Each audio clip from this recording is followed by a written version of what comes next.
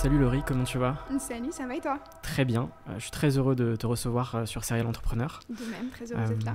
On est dans le cadre d'une série en collaboration avec Plug and Start, qui est un concours de start-up. L'idée, c'est vraiment sur 72 heures de booster et de créer son projet. On aura l'occasion d'en parler puisque toi, tu y as participé l'année dernière. Tout à fait. Donc ça va être super intéressant d'avoir ton retour d'expérience encore un peu frais, puisque il y a moins d'un an. Et donc ça va être intéressant d'en savoir un peu plus sur ton business et puis aussi sur ce concours. Ma première question, c'est de savoir qu'est-ce que tu as fait avant d'entreprendre. Est-ce que un peu tu peux me retracer tu vois, ton parcours avec les éléments importants?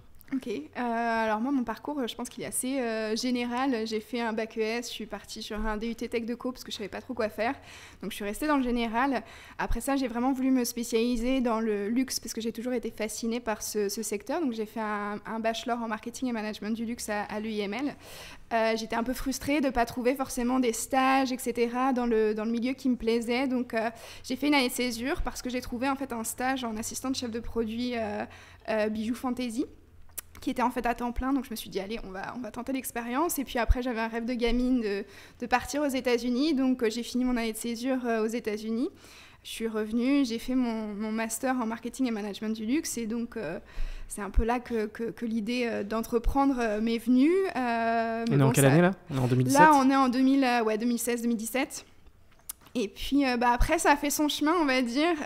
J'ai déménagé aux Pays-Bas, j'ai rencontré mon conjoint, donc c'est pour ça que je me suis installée là-bas et j'ai commencé mon expérience en fait dans le marketing digital dans une grande agence de recrutement. Et voilà, depuis, je suis restée là-bas jusqu'à dernièrement, là, me concentrer à 100% sur mon projet. Donc voilà un peu mon parcours qui n'est pas forcément... Ouais, général au début, mais pas après. Non, il n'y a aucun parcours. Non, je me fais pas de soucis. Cette idée, du coup, elle arrive dans ta tête 2016-2017. Ouais. D'abord, c'est quoi cette toute première idée, tu vois? Alors, du coup, je suis en master en marketing management du luxe. Donc, comme je disais, je reviens des États-Unis et je sais pas, je me suis un peu trouvée là-bas. Et donc, du coup, j'ai envie de lancer un petit peu mes projets, cette envie de liberté. Et en fait, on a le choix entre un mémoire et un projet entrepreneurial. Et là, je me dis, pourquoi pas me tenter l'expérience du projet entrepreneurial. Donc, je suis passionnée de joaillerie. Je reviens d'une expérience avec beaucoup de souvenirs, c'est le début des bijoux connectés, etc. Sauf que je ne m'y retrouve pas forcément. Voilà, je suis un petit peu frustrée, on va dire, de ce qui est proposé sur le marché, parce que ça ne s'intègre pas forcément avec l'ADN et l'histoire du bijou, selon moi. Donc je creuse un petit peu, j'ai ces souvenirs qui me tiennent à cœur, que je commence à perdre un petit peu dans mon téléphone, et je me dis, mais en fait, il faudrait absolument connecter ces souvenirs en fait, à un bijou pour augmenter la valeur émotionnelle du bijou d'une part, et puis avoir ces souvenirs vraiment accessibles à tout moment sur soi. Et donc c'est là que l'idée émerge, donc je fais des concours, etc. Les retours sont super positifs, donc je continue un petit peu sur ma lancée. Je me concentre un petit peu sur une innovation hardware, et puis à un moment donné, je me rends compte que ça va bloquer. Parce que le hardware, forcément, je m'inscris. En fait, je cherche à faire un bijou qu'on va transmettre, donc qui s'inscrit dans le temps. Et le hardware, ça s'inscrit pas dans le temps. Donc là, déjà, il y a un gros blocage. Et puis après, le bijou est beaucoup trop gros, en fait. Donc l'innovation... le bijou va pas être porté, on va dire. Ça va pas plaire. Donc je me décide de faire un petit peu un break. Je continue mon activité professionnelle dans le marketing digital. Et je deviens maman. Et en fait, là, quand je deviens maman, je me dis, mais non, c'est ce bijou que je veux transmettre. Donc il faut absolument que je trouve une solution. Et donc voilà, c'est là que je reprends mes recherches, je tombe sur le Web3 du coup, des NFT, capsules temporelles, j'y connais rien du tout à la base, donc je creuse, et puis là, en fait, de fil en aiguille, je trouve ma solution. Et voilà, c'est un petit peu comment le projet s'est construit maintenant, donc le MVP il a... attends, super intéressant. Ouais, je suis super contente d'avoir continué, de m'être aussi posée, d'avoir un petit peu regardé en arrière et de me dire, ok, non, on va pas sur la bonne direction. Et puis me remettre en fait les piliers développement vraiment au cœur et pour lancer la continuité. Et donc là, plusieurs années se passent. Ouais, on est en 2023 donc... Exactement. Donc, tu deviens maman du coup. Ouais. Et ensuite, tu te décides à lancer ton projet. Comment est-ce que ça se passe, ce moment où tu te dis je vais m'y remettre et j'ai envie d'entreprendre et j'ai envie de concrétiser ce projet, tu vois? Ouais, alors comment ça se passe? Ça n'a pas été facile en fait. Quand on devient maman, moi j'ai eu un petit breakdown, on va dire, où j'ai regardé qu'est-ce que je voulais vraiment faire dans ma vie. Et ce projet, il est remonté forcément par rapport à mon histoire. J'ai une histoire aussi avec ma grand-mère, il me manquait un peu des informations, etc. Moi, je regarde ma fille et je me dis, mais non, j'ai besoin de lui transmettre quelque chose. Si demain, je suis plus là, je veux qu'elle ait ce souvenir, etc. Donc en fait, c'est plein d'idées, plein de choses qui s'entremêlent et je me rends compte que c'est ce projet vraiment auquel je veux donner vie. Mais en fait, quand on se dit ça, après, on se dit, mais il y a tout le travail après. Est-ce que j'ai le temps? Est-ce que j'ai encore l'envie?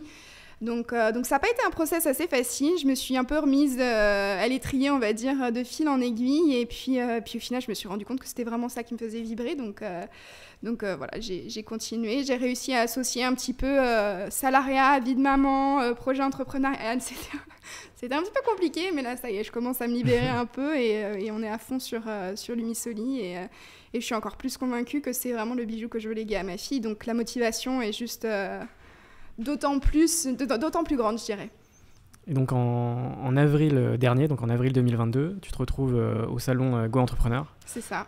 Et là, tu passes devant un certain stand. Ouais. Est-ce que tu peux me raconter tout ça? En fait, je suis devenue maman du coup en juin et en avril, du coup, je me suis dit, il faut que je tente l'expérience, voir si un petit peu l'entrepreneuriat, c'est encore pour moi. Je sais qu'avant d'être maman, c'était vraiment ce qui me faisait vibrer. C'était un milieu, un écosystème dans lequel je me plaisais, dans lequel j'avais trouvé ma place. Mais est-ce que c'est encore là ma place? Et donc du coup je décide d'aller faire le salon Go Entrepreneur pour trouver un peu des réponses aussi dans le développement de mon entreprise. Et donc je tombe sur le stand de la Technopole de l'Aube du coup qui fait la promotion du salon Plug and Start. Donc je discute, etc. avec une femme qui est très très gentille et qui notamment m'a tout de suite montré son intérêt pour le bijou. Donc ça m'a encore plus... voilà, comme je disais, je cherchais un peu à me tester, donc ça m'a vraiment mis sur la bonne direction et ça m'a mis du baume au cœur, on va dire. Et donc, je vois le concours, je me dis 3 jours pour vraiment répondre à ces questions, développer le projet, accélérer un petit peu le développement de son entreprise. Et je me dis, mais c'est exactement ce dont j'ai besoin là, maintenant, parce que je suis prête à y aller. Et donc, du coup, je décide de m'inscrire. Bon, je ne l'ai pas fait tout de suite.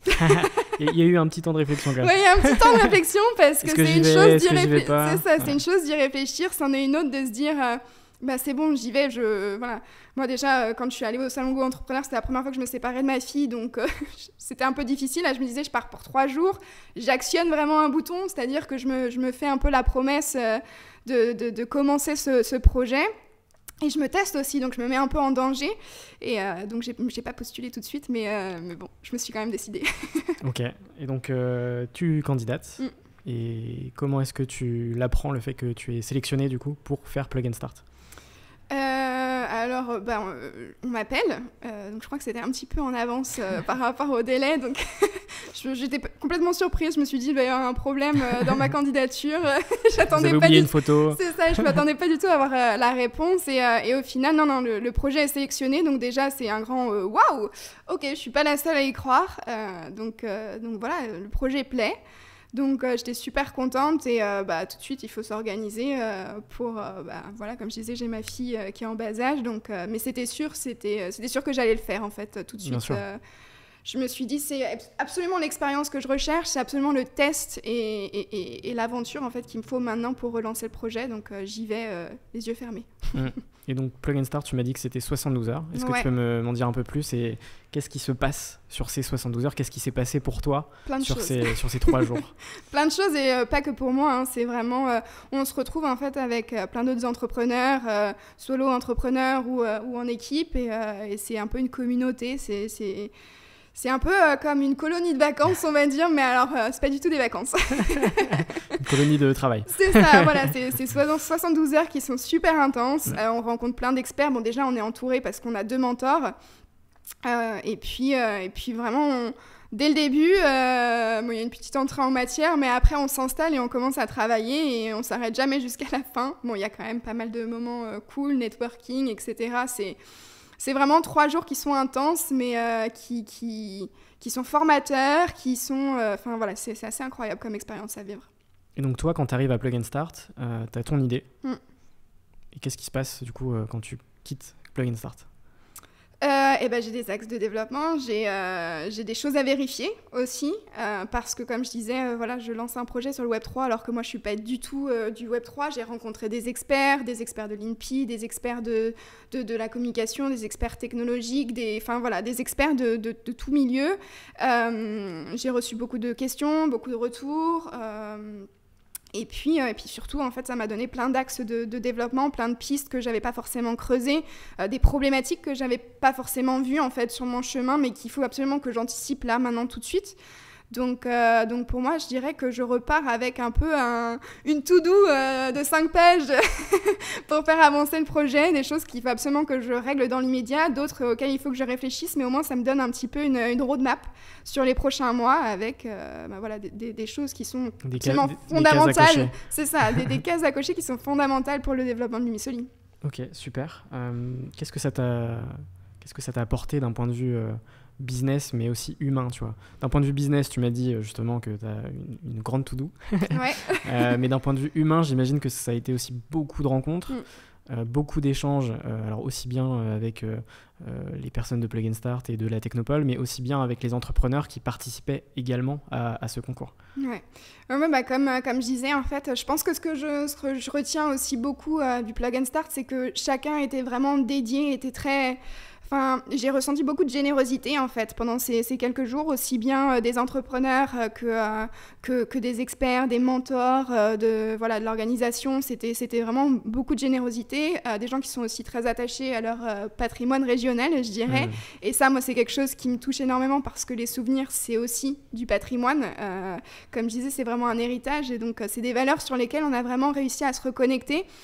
Et je me suis dit vraiment, encore une fois, que j'avais trouvé ma place et que, maintenant je reviens de temps en temps à la Technopole, j'ai l'impression d'être à la maison, donc voilà, c'est génial. Mais au-delà de ça, ça m'a fait prendre confiance parce que je me suis mise en difficulté, je suis un peu sortie de ma zone de confort et pour me confronter à la réalité.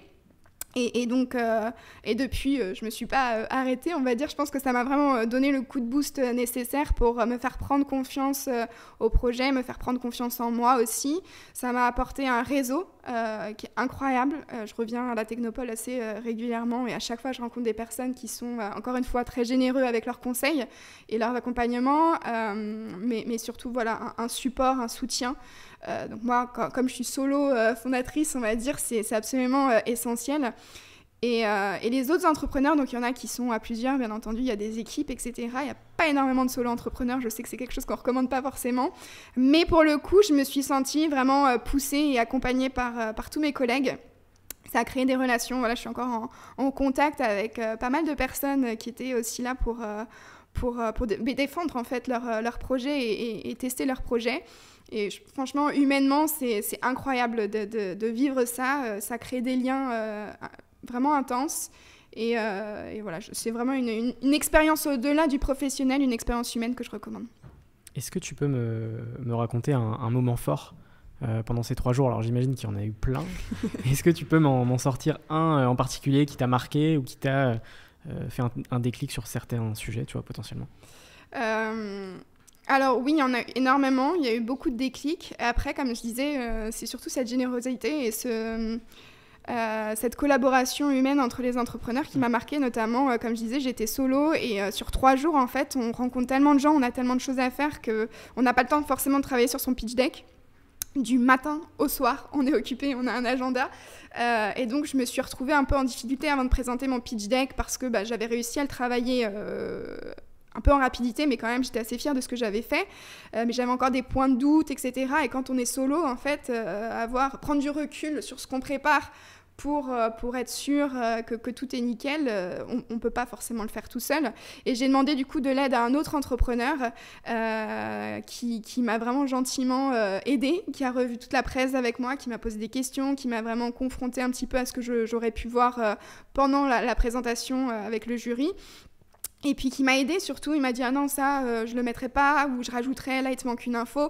Donc je me suis vraiment sentie soutenue, même dans les moments de plus grande difficulté, on se retrouve tout seul et on se dit on va pas y arriver, en fait il y a toujours quelqu'un un petit peu pour qui arrive et tac, qui donne le petit coup de pouce. C'est ça. Donc ça a vraiment été un moment où je me suis dit ok, l'entraide en fait et la solidarité ici est vraiment forte. Et c'est beau, quoi. Je trouve que c'est une belle expérience dans l'entrepreneuriat. Ouais, et puis c'est vrai que toi, du coup, en tant que solopreneur, c'est encore plus important, tu vois, d'avoir véritablement tous ces outils humains et toutes ces choses qui vont être hyper importantes pour la suite de ton projet, finalement. Ouais, complètement. Et c'est vrai qu'on ne sait pas forcément quelles questions on va nous poser. Enfin, on a du mal, en fait, à prendre du recul sur son projet. On a du mal à prendre du recul sur les questions ou les choses qui ne sont pas forcément claires.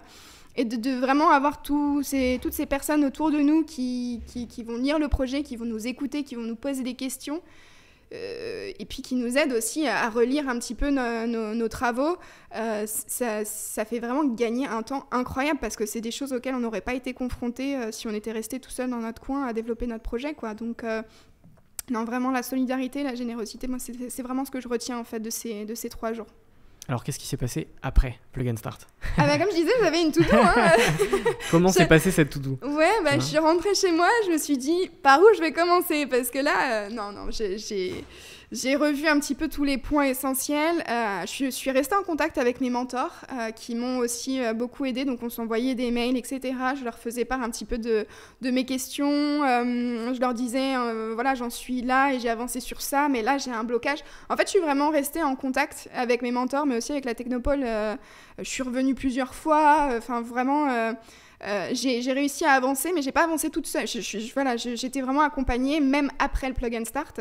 Donc ça, j'en suis vraiment reconnaissante. Et puis voilà, du coup, j'ai avancé progressivement. Bon, j'ai eu des petits blocages de temps en temps qui ont pris plus de temps que prévu, mais voilà, ça m'a vraiment mis dans la bonne direction pour avancer et me confronter à d'autres épreuves de développement, on va dire. Et donc, en début d'année, il y a quelques semaines, tu rejoins la Technopole, oui. L'incubateur de la Technopole. Donc aujourd'hui, tu es incubé chez eux. Donc, la suite logique, finalement, après Plug & Start, c'est aussi ce lien fort avec la Technopole. Qu'est-ce qu'il t'apporte, tu vois, aujourd'hui ? Et est-ce que tu peux me dire un peu les avantages à en faire partie ? Moi, comme je disais, en fait, avant même d'être incubée, j'ai été accompagnée, on m'a pas lâchée dans le vide. Et je suis quelqu'un d'assez loyal et authentique, et j'ai retrouvé aussi ces valeurs là-bas. Et donc, ça me semblait logique, en fait, d'aller m'installer à la Technopole. Bon, s'ils voulaient de moi, mais bon, du coup, ça a été confirmé. Mais quand même, voilà, comme tu disais, ça a été la suite logique, vraiment, parce que j'ai été accompagnée, j'ai vraiment été aidée sur pas mal de problèmes, de démarches, etc. J'ai vraiment rencontré un soutien assez solide là-bas. Donc voilà, en fait, cette incubation, c'est vraiment la suite logique et ça continue d'être un accompagnement, en fait, pas tous les jours, mais quasiment, oui, avec un coach, quelqu'un qui me supervise, qui m'aide justement à avancer, qui me donne des réponses quand je suis un peu bloquée. Voilà, c'est la disponibilité, c'est de savoir qu'on peut compter sur d'autres experts. Et puis, à côté de ça, c'est du réseau. Voilà, comme je disais, je fais du Web3, mais à la base, je ne suis pas du tout de ce milieu-là. Donc, en fait, on m'a mis en contact avec des personnes qui sont spécialisées sur ces sujets. Donc, pour vraiment venir supporter, me soutenir un petit peu sur les manques que je peux avoir. Pareil, au niveau de la comptabilité, etc. Il y a vraiment des choses qui sont essentielles quand on monte une entreprise. Et on ne peut pas être expert de tout, même si en tant qu'entrepreneur, on doit tout faire quasiment. On ne peut pas être expert de tout. Donc ce réseau et voilà, cet accompagnement, c'est incroyable quand on commence comme ça seul. C'est pour ça, Plug & Start, c'est 72 heures, mais il y a aussi un après qui peut être très intéressant. En fait, je dirais que Plug & Start, c'est un peu le tremplin. C'est un accélérateur qui nous fait prendre conscience de plein de choses. Je sais qu'à la fin de Plug & Start, certaines personnes se rendent compte qu'en fait, elles ne sont pas du tout sur la bonne direction. Donc, soit le business model change absolument, soit elles se rendent compte que ça ne va pas forcément marcher. D'autres voient qu'il y a un potentiel. Enfin, voilà, c'est vraiment un tremplin pour débuter son aventure sur du meilleur pied. Et donc, après ce tremplin, y a un peu, pas un parachute, mais voilà, un peu un matelas, en fait, qui arrive après, qui nous accompagne pour que la redescente après ce tremplin se stabilise et qu'on continue un petit peu à progresser et aller sur la bonne direction. Donc c'est tout un accompagnement, un tremplin, et puis après on ne cesse de se développer avec la technologie. je comprends totalement. La prochaine édition a lieu fin juin, et donc les personnes qui souhaitent candidater à Plug & Start ont jusqu'au 20 mai pour candidater. Qu'est-ce que tu as à leur dire, tu vois, potentiellement un peu comme toi qui hésiterait l'année dernière, tu vois, est-ce que je candidate pas, est-ce que je me lance, est-ce que je me lance pas? Alors moi j'ai vraiment attendu la dernière minute, c'est-à-dire que j'ai eu un SMS et un call de Lisa carrément, parce que j'étais vraiment j'avais presque oublié en fait, même si je voulais m'inscrire, je m'étais pas rendu compte que ça approchait si vite. Et en fait je suis vraiment reconnaissante d'avoir postulé, parce que je me dis que si je l'avais pas fait, j'aurais vraiment loupé une opportunité incroyable. Donc voilà, si vous avez l'opportunité de faire le Plug & Start, allez-y, foncez, les yeux fermés. C'est vraiment une expérience qui, au-delà de votre projet, va vous construire et va vous aider à avancer beaucoup plus vite et beaucoup mieux. Ok, super clair. Qu'est-ce qui se passe après pour toi? C'est-à-dire aujourd'hui, je sais que tu prépares un crowdfunding qui sera en ligne quand l'épisode sera publié. Est-ce que tu peux m'en parler et puis me parler aussi un peu plus de ton produit, de ton bijou connecté? Oui, bien sûr. Du coup, après, j'ai développé mon MVP donc, que je porte aujourd'hui. J'ai testé la technologie, etc. À savoir que du coup, Lumisoli est autofinancé depuis 2017. Donc voilà, ça commence à chiffrer un petit peu pour moi. Et là, en fait, on a tous les devis, on a tous les prestataires. Et il nous manque juste un petit peu de financement du coup pour développer la technologie et passer vraiment à l'étape suivante. Donc c'est pour ça que j'ai lancé le crowdfunding, parce que pour le moment, voilà, j'ai pas demandé d'argent, j'ai tout fait toute seule, et je sais qu'autour de moi, il y a beaucoup de personnes qui veulent m'aider justement à concrétiser ce projet, et donc du coup, je leur donne un petit peu cette opportunité de rejoindre l'aventure que j'ai portée un peu toute seule jusqu'à maintenant. Et donc le bijou connecté Lumisoli qui est juste ici, c'est une forme modernisée du médaillon porte-photo, donc qui est adapté à l'ère du digital, puisque en fait le médaillon porte-photo c'était vraiment un bijou héritage qu'on se transmettait de génération en génération avec une histoire, donc des personnes chères ou une photo de famille, voilà ce genre de choses, sauf qu'à l'ère du digital actuellement on ne peut pas résumer sa vie à une photo. Et en fait, avec la technologie, on peut faire tellement mieux. On peut aller tellement plus loin dans cette transmission d'histoire au travers de souvenirs. Donc, c'est pour ça que j'ai décidé, du coup, de connecter le bijou Lumisoli à un espace de stockage sécurisé sur la blockchain. Donc, une capsule temporelle, en quelque sorte. À chaque fois que vous scannez, du coup, votre bijou, vous accédez à votre capsule temporelle. Donc, vous pouvez y ajouter photos, vidéos, mémos vocaux, PDF, des lettres d'amour. Voilà, je sais qu'on m'a déjà posé la question. Donc, c'est un bijou qui est personnalisable, en fait, par son contenu. Et l'idée, c'est de pouvoir y raconter son histoire et de transmettre à la future génération bien plus qu'un simple bijou, mais vraiment une histoire de vie. Et donc, prochaines étapes pour toi, c'est campagne de financement et un lancement prévu fin d'année. Okay. Voilà, donc là, il y aura quelques petites préventes, on va dire, sur le crowdfunding, mais vraiment en édition limitée. Mais après, le vrai pré-lancement, ce sera en fin d'année, une fois qu'on aura validé du coup la technologie en bêta-test. Super. Et voilà, donc là 2023 c'est vraiment l'année de la concrétisation. Ouais, une bonne année. Voilà, c'est ça. L'idée c'est que en fin d'année on puisse avoir cette opportunité du coup de précommander le bijou d'une vie, Lumisoli, et qu'on puisse l'offrir au sapin d'une personne qu'on aime et d'une personne de qui on veut en fait avoir plus. Moi je sais que quand j'ai perdu ma grand-mère, je me suis retrouvée avec des souvenirs, mais enfin 2-3 photos assez abîmé, rien de très tangible, pas de digital, pas de bijoux, parce que je viens d'une famille assez modeste. Et en fait, l'idée, c'est de pouvoir un petit peu changer ça, pouvoir transmettre beaucoup plus que ce qu'on peut... Voilà, à l'heure d'aujourd'hui, tous nos fichiers numériques ne sont pas forcément préservés correctement, ne sont pas forcément sécurisés. Et en fait, moi, je me dis toujours, si demain je meurs... tout est perdu en fait, personne ne récupère quoi que ce soit, et ça c'est dommage, parce que les souvenirs ça vaut de l'or.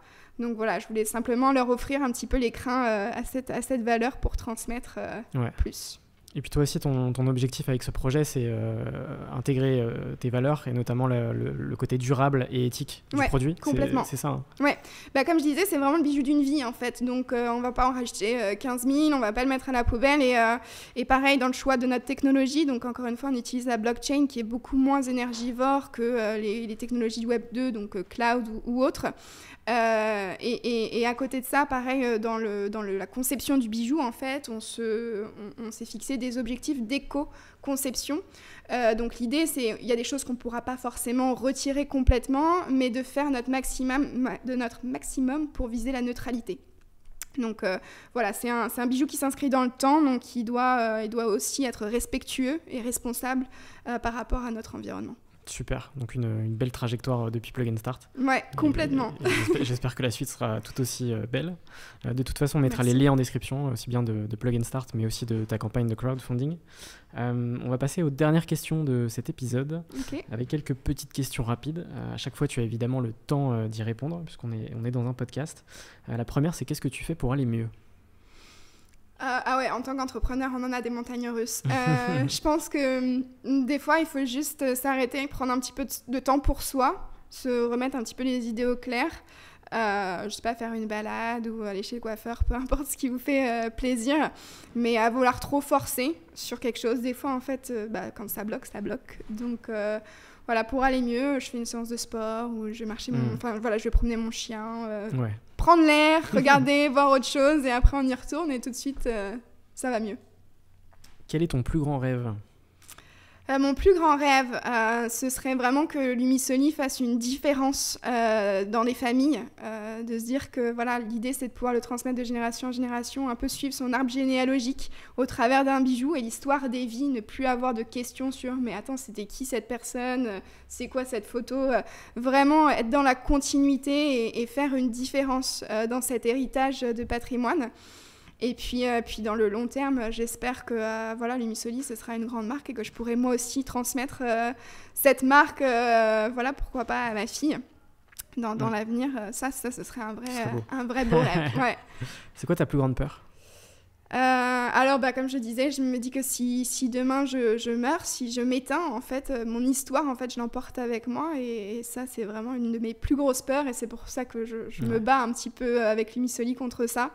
La transmission, ça se prépare un peu tous les jours et voilà, moi je pense que ma plus grande peur c'est ça. Est-ce que tu as un livre à me conseiller ? Pour toutes les personnes qui ne connaissent pas forcément le Web3 ou qui souhaiteraient s'y initier, on va dire, il y a un livre qui est sorti récemment et qui est vraiment bien fait, qui s'appelle La vague du Web3. Et voilà, bon, j'en suis à la fin, j'ai pas encore complètement fini, mais honnêtement, c'est très bien fait, c'est très bien construit, et on comprend vraiment l'intérêt de cette nouvelle technologie, donc voilà, je pense que ça peut être bien de s'y initier. Je me le note. Est-ce que tu as un film ou une série à me conseiller ? On va rester du coup dans l'esprit entrepreneurial, je pense que The Playlist sur Netflix. Spotify. Ouais. Sur Netflix, mais sur Spotify. Okay. J'ai trouvé que c'était vraiment super sympa à regarder. Il y a plein de leçons qui sont bonnes à apprendre. Notamment une qui m'a bien marquée parce qu'avec l'Umisoli, je cherche simplement à moderniser en fait une tradition, mais c'est pas forcément pour oublier ce qui s'est fait dans le passé. Et c'était un petit peu la mission aussi de Spotify. Donc il y a plein de belles leçons dans ce documentaire. Ok. Et ma dernière question que je pose sur chacun de mes épisodes, c'est quoi pour toi un entrepreneur ? Un entrepreneur, je pense que c'est quelqu'un qui donne vie à ses rêves, qui est un peu fou des fois aussi, très résilient, parce que c'est pas facile. Mais en fait, quand il y a la passion, on peut déplacer des montagnes. Donc pour moi, c'est ça un entrepreneur, quelqu'un qui se dit qu'il y a un rêve à concrétiser, à réaliser, et on y va coûte que coûte. Ce seront les mots de la fin de cet épisode. Merci beaucoup Laurie pour cet échange super intéressant. Merci à toi. On mettra évidemment le lien en description si vous souhaitez candidater à Plug and Start. Vous avez jusqu'au 20 mai. N'hésitez pas. Faites comme Laurie, candidatez. Et puis allez-y ensuite, tout de suite. on vivre 72 heures et puis voire plus au sein de ce bel écosystème. Ouais. Salut Laurie. Salut, bonne Ciao. journée.